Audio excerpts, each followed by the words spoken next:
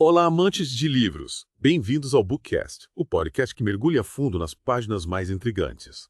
Eu sou o Júlio e vou guiar vocês nessa expedição literária. E eu sou a Vanessa, pronta para desvendar os mistérios e as controvérsias que se escondem por trás das palavras. Hoje a gente vai embarcar em uma viagem no tempo, explorar um símbolo controverso e a sua ligação com um dos regimes mais sombrios da história. Preparem-se para mergulhar no livro Hitler e as religiões da suástica nazista, de Jean-Michel Angebert. Só de ouvir o título já me deu um arrepio na espinha, mas me diz por que a suástica? O que torna esse símbolo tão fascinante para o Angerberg? É aí que a coisa fica interessante. Angebart não se limita a analisar o uso da suástica pelos nazistas. Ele vai muito além, revelando a história milenar desse símbolo, presente em diversas culturas muito antes de Hitler. Sério, tipo, onde mais a gente encontra a suástica? Em lugares que você nem imagina. Angebart menciona a presença da suástica em mosaicos romanos, em vasos gregos, até em sinagogas antigas. É de pirar a cabeça, né? Quer dizer que a suástica nem sempre foi um símbolo de ódio e opressão. Exatamente. E é justamente essa reviravolta histórica que Angebert investiga. Ele mostra como a suástica já representou paz, prosperidade e até espiritualidade de culturas como a hindu, a budista e várias outras. Caramba! E como o Angerberg explica essa mudança radical de significado, essa apropriação da suástica pelo nazismo? Ele argumenta que Hitler e seus seguidores estavam obcecados em criar uma nova religião, uma religião baseada na ideia de uma raça ariana superior.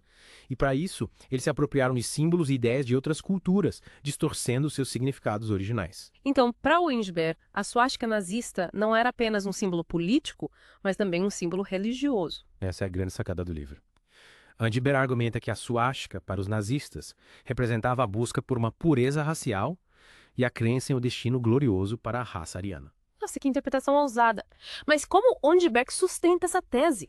Que tipo de evidências ele usa? Ele mergulha fundo em documentos históricos, discursos de líderes nazistas e até em rituais e cerimônias do partido. É um trabalho de detetive histórico. Parece fascinante, mas me diz, essa interpretação do Angebert é aceita por todos os historiadores, ou ela gera controvérsia? Aí é que tá a beleza da coisa. A obra do Angebert é um ponto de partida para um debate complexo e importantíssimo. Ele nos leva a questionar. Como um símbolo tão antigo e com tantos significados diferentes pode ser transformado em um ícone de ódio e terror? Essa é a grande questão, né? O que a gente pode aprender com a história da suástica para evitar que outros símbolos sejam manipulados e utilizados para fins nefastos? Exatamente. A história da suástica é um alerta para a gente. Ela nos mostra como é importante a gente estar consciente do poder dos símbolos e como eles podem ser distorcidos para promover ideologias perigosas. E como a gente pode se proteger dessa manipulação? Qual o papel da educação, da crítica, do debate nesse processo? Acho que o primeiro passo é justamente o que estamos fazendo aqui. Questionar, pesquisar, buscar diferentes perspectivas. A gente precisa desenvolver um olhar crítico em relação aos símbolos que nos cercam para não sermos manipulados por suas mensagens subliminares. Concordo plenamente. E nesse sentido, o livro do Angebert é uma ferramenta poderosa. Ele nos leva a uma viagem pelos bastidores do nazismo, revelando as ideias e as motivações por trás da apropriação da suástica. É como se a gente estivesse desvendando um código secreto, entendendo a linguagem simbólica utilizada pelos nazistas para construir sua ideologia de ódio e extermínio. E essa compreensão é fundamental para que a gente possa combater o preconceito, a discriminação e a violência em todas as suas formas. Exatamente. Afinal, como dizia o filósofo George Santayana, aqueles que não se lembram do passado estão condenados a repeti-lo. E a história da suástica é um lembrete poderoso da importância de aprendermos com os erros do passado para construir um futuro mais justo e tolerante. Mas espere um pouco. A gente se empolgou tanto com a história da suástica que quase esquecemos de um detalhe importante. O Angebert não se limita a analisar o símbolo em si, ele vai além, explorando a relação entre o nazismo e o ocultismo. O quê? Hitler e o ocultismo. Explica isso melhor. Parece loucura, né? Mas o Angebert argumenta que Hitler e outros líderes nazistas tinham fascínio por misticismo, sociedades secretas e doutrinas esotéricas. Sério? Tipo, qual era a relação deles com o ocultismo? Era só curiosidade ou tinha algo mais profundo? Segundo o Angebert, essa relação é muito além da mera curiosidade. Ele sugere que Hitler viu o ocultismo como uma ferramenta para alcançar seus objetivos políticos e construir sua nova religião ariana. Caramba! E como ele chegou a essa conclusão? Que tipo de evidências ele apresenta? Ele se baseia em documentos históricos, biografias de líderes nazistas e até em relatos de pessoas que conviveram com Hitler. É um trabalho de pesquisa minucioso que revela um lado obscuro e pouco conhecido do nazismo. Nossa, que intrigante. Mas me diz, essa relação entre o nazismo e o ocultismo é um consenso entre os historiadores? Ou existem outras interpretações? Aí que tá a beleza da coisa. A obra do Angebert é um ponto de partida para um debate complexo e importantíssimo. Ele nos leva a questionar: qual o papel do ocultismo na formação da ideologia nazista? Essa é uma pergunta que nos leva para um terreno pantanoso, né? Tá. Como separar o que é fato histórico do que é especulação? Como evitar cair em teorias da conspiração? É por isso que a gente precisa ter um olhar crítico e buscar diferentes perspectivas. O livro do Angebert é uma peça importante do quebra-cabeça, mas não é a única. Concordo. É preciso ter cuidado para não generalizar ou simplificar. A relação entre o nazismo e o ocultismo é complexa, multifacetada e exige de nós uma análise cuidadosa e contextualizada. Mas, e aí, o que você acha de tudo isso até agora? Já tinha parado para pensar na história da suástica e na sua relação com o nazismo e o ocultismo? Confesso que nunca tinha pensado na suástica como um símbolo com uma história tão rica e complexa. E a relação com o ocultismo é de arrepiar os cabelos. Pois é. E a gente só arranhou a superfície. Na próxima parte, a gente vai mergulhar mais fundo nas ideias do Angebert, explorando como a suástica foi utilizada como uma ferramenta de propaganda e como Hitler tentou construir sua religião ariana. Mal posso esperar, já estou anotando várias perguntas aqui. Ótimo. Prepare-se para mais revelações surpreendentes e debates instigantes. Até a próxima. E aí, pessoal, prontos para desvendar mais segredos ocultos por trás da suástica nazista? Prontos para encarar mais um capítulo dessa história sombria.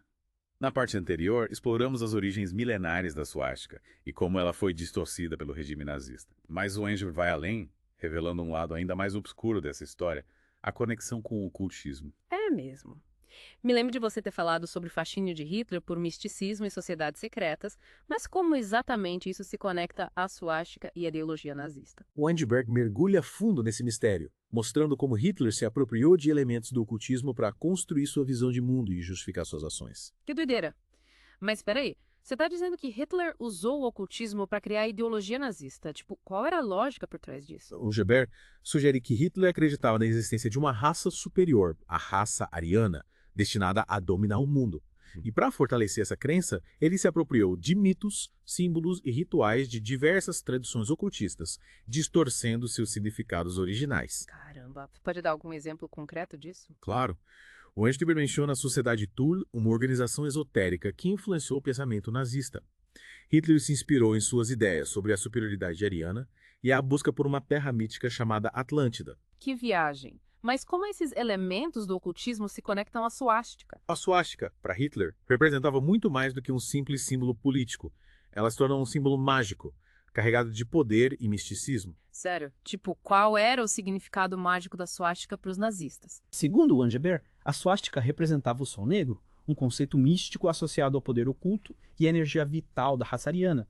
Eles acreditavam que a suástica tinha o poder de despertar essa energia e conduzir a Alemanha à vitória. Nossa, que interpretação sinistra! Mas me diz, essa relação entre a suástica e o ocultismo era algo explícito na propaganda nazista?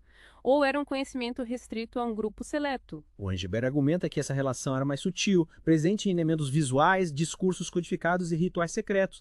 Hitler usava o ocultismo como uma forma de manipular as massas, evocando emoções e criando uma aura de mistério em torno do nazismo. Caramba! É como se o ocultismo fosse uma arma secreta utilizada por Hitler para construir seu poder. Exatamente. E o Angebert nos mostra como essa arma secreta foi utilizada para fins terríveis. Mas me fala, a gente já viu que a suástica era usada em rituais e cerimônias nazistas. Que tipo de rituais eram esses? E qual era o papel da suástica nesses rituais? O Angebert descreve alguns rituais bem bizarros, envolvendo tochas, bandeiras com a suástica e cânticos místicos. A suástica era vista como um portal para o mundo espiritual, um símbolo que conectava os nazistas aos seus ancestrais arianos. Que loucura! E qual era o objetivo desses rituais? Segundo o Angebert, os rituais nazistas tinham como objetivo fortalecer a crença na superioridade ariana, criar um senso de comunidade entre os membros do partido e evocar energias místicas para alcançar seus objetivos. Esses rituais me lembram muitas práticas de seitas extremistas que usam símbolos e cerimônias para manipular seus seguidores. É uma comparação válida. O Angebert, inclusive, usa o termo religião política para descrever o nazismo, destacando como Hitler se apropriou de elementos religiosos para construir um culto à sua própria personalidade e à raça ariana. Nossa, que interpretação assustadora. Mas me fala, essa visão do Angebert sobre a relação entre o nazismo e o ocultismo é aceita por todos os historiadores? Ou existem outras interpretações? Aí é que tá a beleza da coisa. A obra do Angebert é um ponto de partida para um debate complexo e importantíssimo. Alguns historiadores concordam com a sua visão, enquanto outros consideram ela exagerada ou simplista. É importante a gente ter essa consciência crítica, né? Buscar diferentes perspectivas e evitar cair em generalizações. Exatamente. O importante é a gente usar a obra do Angibert como um estímulo para reflexão, para questionarmos as nossas próprias crenças e para buscarmos um conhecimento mais profundo sobre a história. Mas e aí, o que você acha de tudo isso até agora? Já tinha parado para pensar na relação entre o nazismo, a suástica e o ocultismo? Confesso que nunca tinha pensado nessa relação de forma tão profunda. O Angibert nos mostra como um símbolo aparentemente simples pode ter raízes em crenças e práticas obscuras. É de arrepiar os cabelos, né? E a gente ainda tem muito o que explorar. Na próxima parte, vamos discutir as implicações éticas da apropriação de símbolos e como podemos evitar que tragédias como o Holocausto se repitam. Prepare-se para mais revelações surpreendentes e debates instigantes. Até a próxima! Estamos de volta para a nossa última parte do mergulho em Hitler e as religiões da suástica nazista, com Jean-Michel Angibert. Nossa, essa viagem no tempo foi intensa. Intensa e uau, reveladora.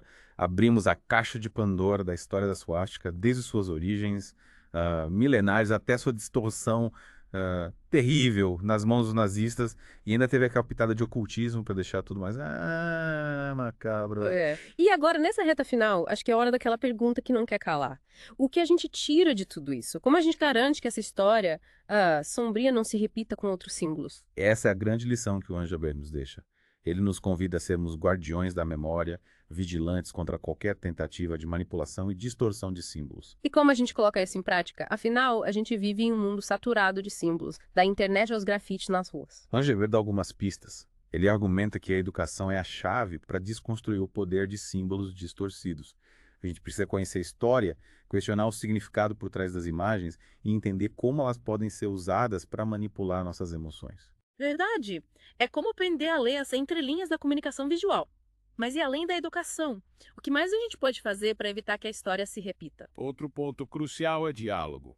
A gente precisa promover conversas abertas e honestas sobre o poder dos símbolos, especialmente aqueles que foram contaminados pelo ódio e pela intolerância. E nesse ponto, eu acho que a arte e a cultura têm um papel fundamental. A gente precisa ressignificar esses símbolos, mostrando que eles podem ter outros significados, outras narrativas. É isso aí. Imagina usar a arte para transformar a suástica em um símbolo de paz, de tolerância, de respeito à diversidade. Seria uma forma poderosa de combater o legado de ódio que ela carrega. Nossa, seria incrível. Mas e quanto aos grupos que ainda usam a suástica como símbolo de ódio? Como lidar com essa realidade? O Angibert não foge dessa questão. Ele defende que a gente precisa ser firme na denúncia e no combate a qualquer manifestação de intolerância e extremismo. E isso exige coragem, né? Encarar o discurso de ódio de frente, sem medo de represálias. Com certeza. Mas a gente não pode se calar diante da injustiça. A gente precisa usar nossa voz para defender a democracia, os direitos humanos e a liberdade de expressão. Pray. E essa luta começa dentro de cada um de nós. A gente precisa estar atento aos nossos próprios preconceitos, questionar nossos privilégios e lutar por uma sociedade mais justa e igualitária para todos. É isso aí. A história da suástica é um alerta para a humanidade. Ela mostra quão fácil é manipular símbolos e ideias para promover o ódio e a violência, mas também mostra que a gente tem o poder de mudar essa história. Ao conhecer o passado, a gente pode construir um futuro diferente. Um futuro onde a suástica seja apenas um símbolo de alerta, um lembrete constante da importância da gente lutar por um mundo mais justo, tolerante e pacífico. E assim, chegamos ao fim da nossa imersão em Hitler e as religiões da suástica nazista, de Jean-Michel Angibert. Uma jornada intensa, perturbadora, mas também rica em aprendizados. Esperamos que você, caro ouvinte, saia dessa experiência com mais conhecimento, mais criticidade e mais vontade de construir um futuro melhor. Até a próxima.